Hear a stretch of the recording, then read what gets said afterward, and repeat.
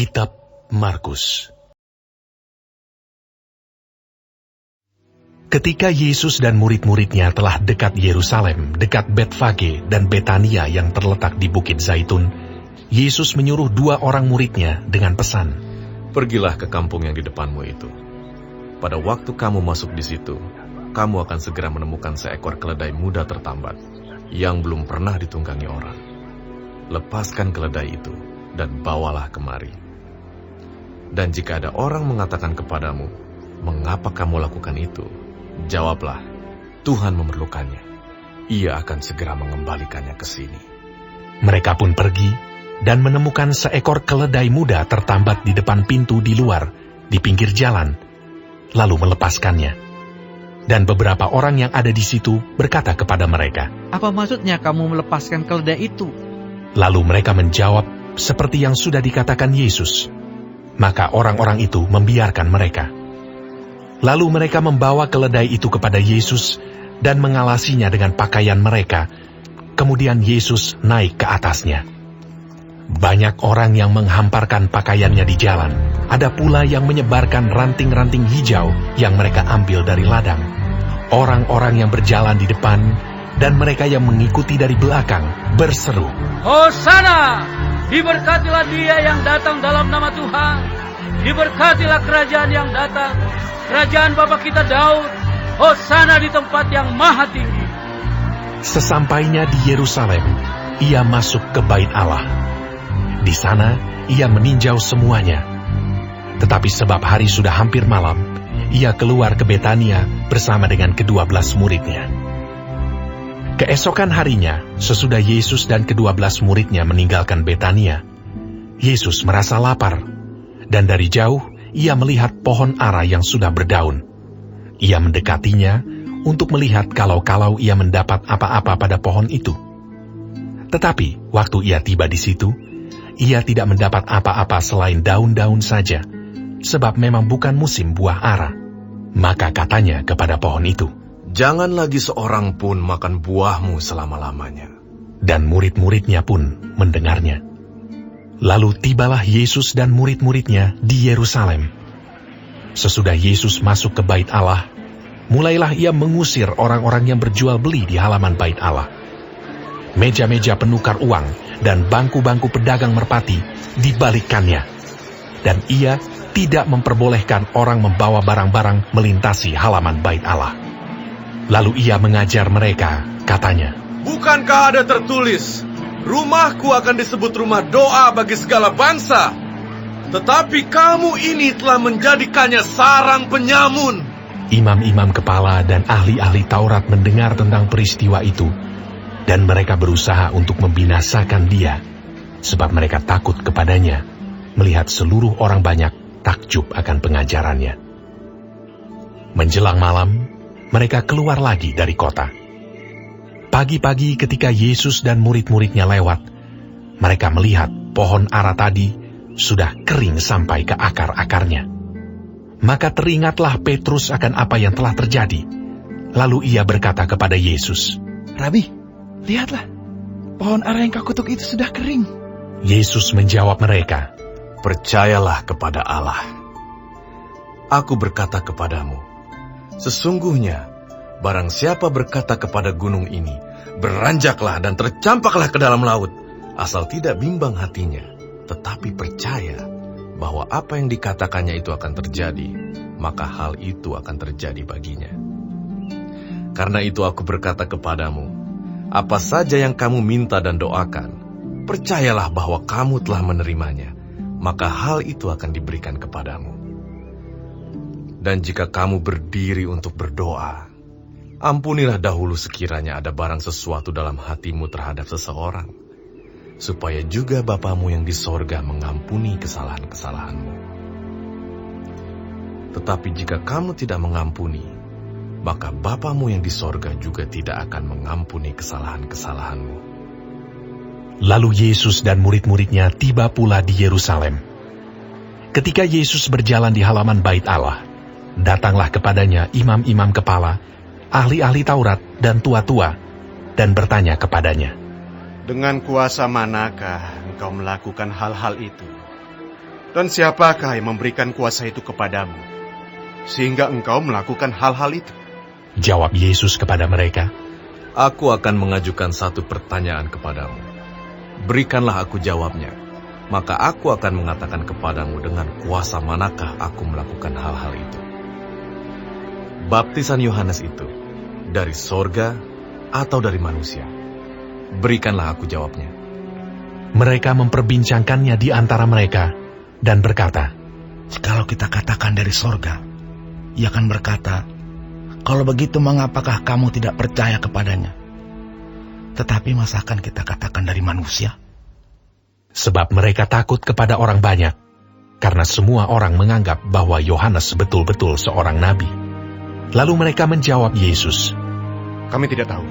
Maka kata Yesus kepada mereka, Jika demikian, aku juga tidak mengatakan kepadamu dengan kuasa manakah aku melakukan hal-hal itu.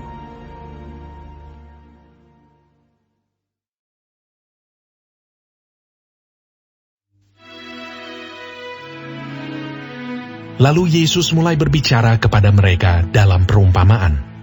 Adalah seorang membuka kebun anggur dan menanam pagar sekelilingnya.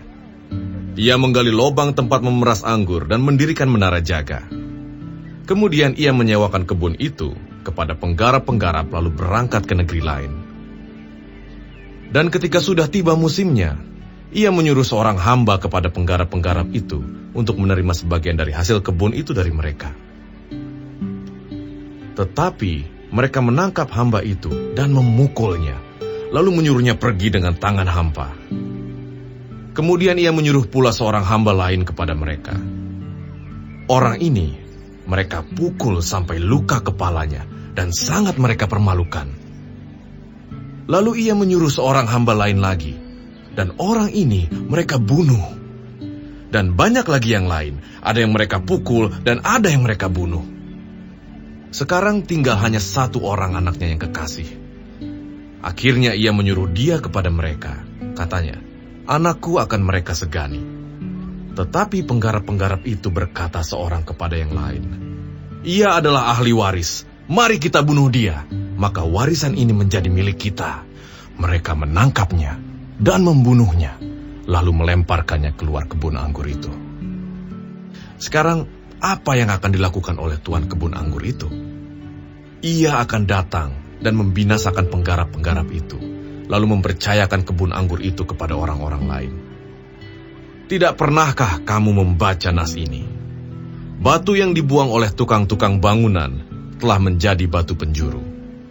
Hal itu terjadi dari pihak Tuhan, suatu perbuatan ajaib di mata kita. Lalu mereka berusaha untuk menangkap Yesus, karena mereka tahu bahwa merekalah yang dimaksudkannya dengan perumpamaan itu. Tetapi mereka takut kepada orang banyak, jadi mereka pergi dan membiarkan dia.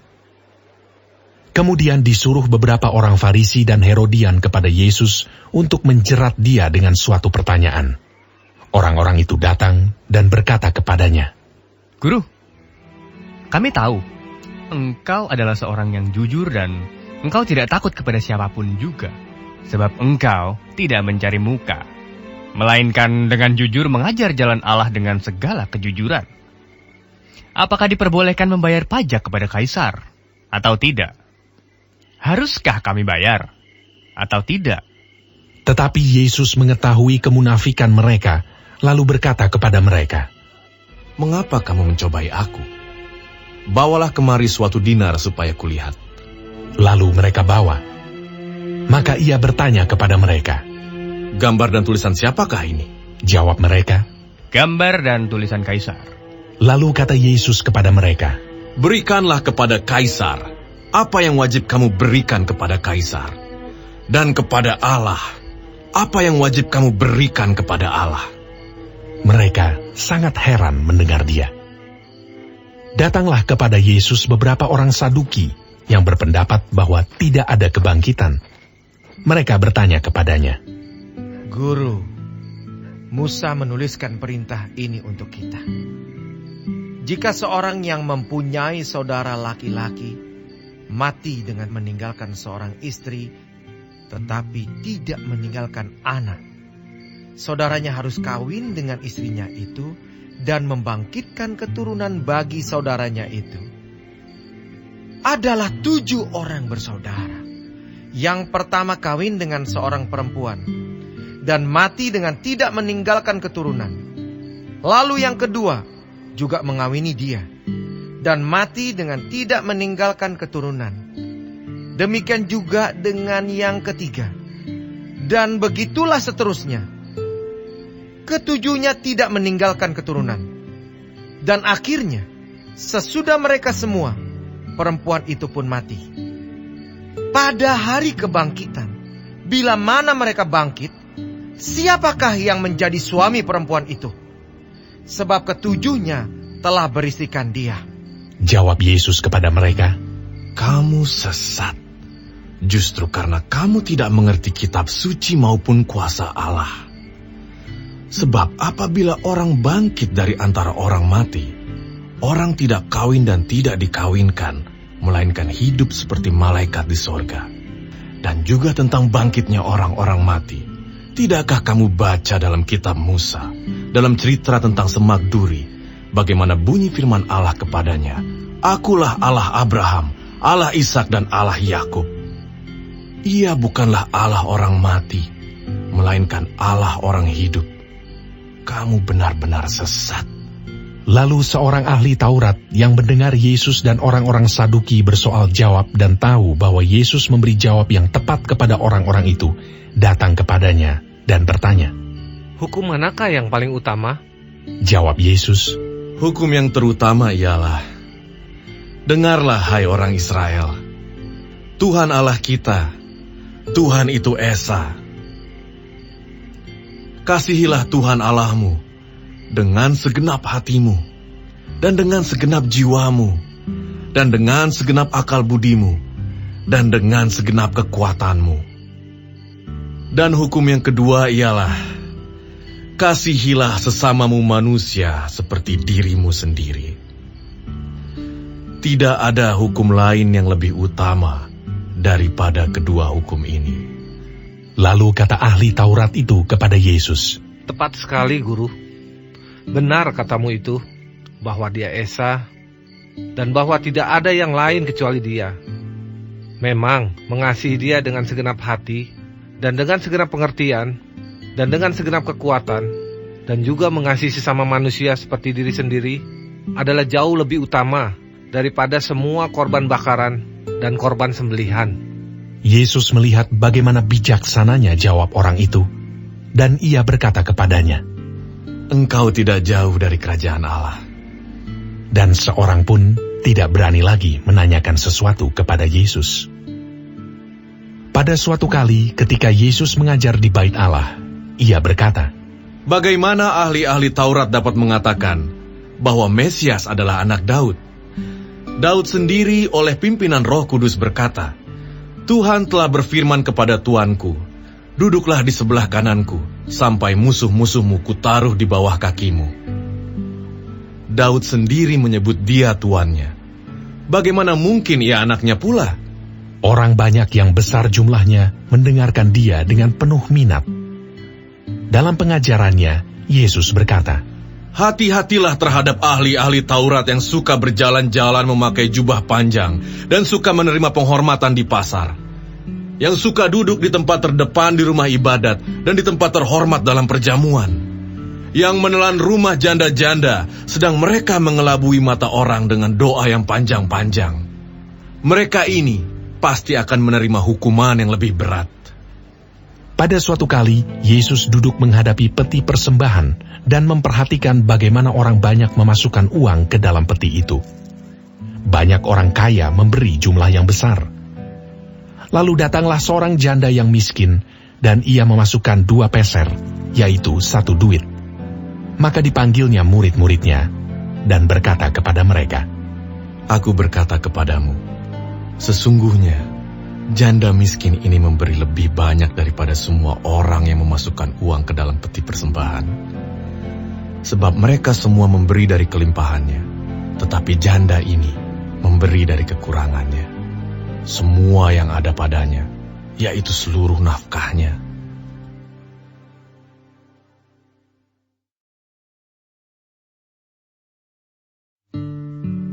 Ketika Yesus keluar dari bait Allah, seorang muridnya berkata kepadanya, Guru, lihatlah, betapa kokohnya batu-batu itu dan betapa megahnya gedung-gedung itu. Lalu Yesus berkata kepadanya, Kau lihat gedung-gedung yang hebat ini. Tidak satu batu pun akan dibiarkan terletak di atas batu yang lain. Semuanya akan diruntuhkan. Ketika Yesus duduk di atas bukit Zaitun berhadapan dengan bait Allah, Petrus, Yakobus, Yohanes, dan Andreas bertanya sendirian kepadanya, Katakanlah kepada kami, bila manakah itu akan terjadi? Dan apakah tandanya kalau semuanya itu akan sampai kepada kesudahannya? Maka mulailah Yesus berkata kepada mereka, Waspadalah supaya jangan ada orang yang menyesatkan kamu. Akan datang banyak orang dengan memakai namaku dan berkata, Akulah dia. Dan mereka akan menyesatkan banyak orang. Dan apabila kamu mendengar deru perang atau kabar-kabar tentang perang, janganlah kamu gelisah. Semuanya itu harus terjadi, tetapi itu belum kesudahannya. Sebab bangsa akan bangkit melawan bangsa, dan kerajaan melawan kerajaan. Akan terjadi gempa bumi di berbagai tempat, dan akan ada kelaparan. Semua itu barulah permulaan penderitaan menjelang zaman baru. Tetapi kamu ini, hati-hatilah. Kamu akan diserahkan kepada majelis agama, dan kamu akan dipukul di rumah ibadat, dan kamu akan dihadapkan ke muka penguasa-penguasa dan raja-raja karena aku, sebagai kesaksian bagi mereka. Tetapi Injil harus diberitakan dahulu kepada semua bangsa. Dan jika kamu digiring dan diserahkan, janganlah kamu khawatir akan apa yang harus kamu katakan, tetapi katakanlah apa yang dikaruniakan kepadamu pada saat itu juga. Sebab bukan kamu yang berkata-kata, melainkan Roh Kudus. Seorang saudara akan menyerahkan saudaranya untuk dibunuh. Demikian juga seorang ayah terhadap anaknya. Dan anak-anak akan memberontak terhadap orang tuanya dan akan membunuh mereka. Kamu akan dibenci semua orang oleh karena namaku. Tetapi orang yang bertahan sampai pada kesudahannya, ia akan selamat. Apabila kamu melihat pembinasa keji berdiri di tempat yang tidak sepatutnya, para pembaca hendaklah memperhatikannya. Maka orang-orang yang di Yudea haruslah melarikan diri ke pegunungan. Orang yang sedang di peranginan di atas rumah, janganlah ia turun dan masuk untuk mengambil sesuatu dari rumahnya. Dan orang yang sedang di ladang, janganlah ia kembali untuk mengambil pakaiannya. Celakalah ibu-ibu yang sedang hamil atau yang menyusukan bayi pada masa itu. Berdoalah supaya semuanya itu jangan terjadi pada musim dingin. Sebab pada masa itu akan terjadi siksaan seperti yang belum pernah terjadi sejak awal dunia yang diciptakan Allah sampai sekarang, dan yang tidak akan terjadi lagi. Dan sekiranya Tuhan tidak mempersingkat waktunya, maka dari segala yang hidup tidak akan ada yang selamat. Akan tetapi, oleh karena orang-orang pilihan yang telah dipilihnya, Tuhan mempersingkat waktunya. Pada waktu itu, jika orang berkata kepada kamu, Lihat, Mesias ada di sini, atau Lihat, Mesias ada di sana, jangan kamu percaya. Sebab Mesias-Mesias palsu dan nabi-nabi palsu akan muncul, dan mereka akan mengadakan tanda-tanda dan mujizat-mujizat dengan maksud sekiranya mungkin menyesatkan orang-orang pilihan. Hati-hatilah kamu. Aku sudah terlebih dahulu mengatakan semuanya ini kepada kamu. Tetapi pada masa itu, sesudah siksaan itu, matahari akan menjadi gelap dan bulan tidak bercahaya, dan bintang-bintang akan berjatuhan dari langit, dan kuasa-kuasa langit akan goncang. Pada waktu itu, orang akan melihat Anak Manusia datang dalam awan-awan dengan segala kekuasaan dan kemuliaannya. Dan pada waktu itu pun, Ia akan menyuruh keluar malaikat-malaikatnya dan akan mengumpulkan orang-orang pilihannya dari keempat penjuru bumi, dari ujung bumi sampai ke ujung langit. Tariklah pelajaran dari perumpamaan tentang pohon ara. Apabila ranting-rantingnya melembut dan mulai bertunas, kamu tahu bahwa musim panas sudah dekat. Demikian juga jika kamu lihat hal-hal itu terjadi. Ketahuilah bahwa waktunya sudah dekat, sudah di ambang pintu. Aku berkata kepadamu, sesungguhnya angkatan ini tidak akan berlalu sebelum semuanya itu terjadi. Langit dan bumi akan berlalu, tetapi perkataanku tidak akan berlalu. Tetapi tentang hari atau saat itu, tidak seorang pun yang tahu. Malaikat-malaikat di sorga tidak, dan anak pun tidak, hanya Bapa saja. Hati-hatilah dan berjaga-jagalah, sebab kamu tidak tahu bila manakah waktunya tiba. Dan halnya sama seperti seorang yang bepergian, yang meninggalkan rumahnya dan menyerahkan tanggung jawab kepada hamba-hambanya, masing-masing dengan tugasnya, dan memerintahkan penunggu pintu supaya berjaga-jaga. Karena itu berjaga-jagalah, sebab kamu tidak tahu bila manakah tuan rumah itu pulang, menjelang malam, atau tengah malam, atau larut malam, atau pagi-pagi buta, supaya kalau ia tiba-tiba datang, jangan kamu didapatinya sedang tidur. Apa yang kukatakan kepada kamu, kukatakan kepada semua orang. Berjaga-jagalah,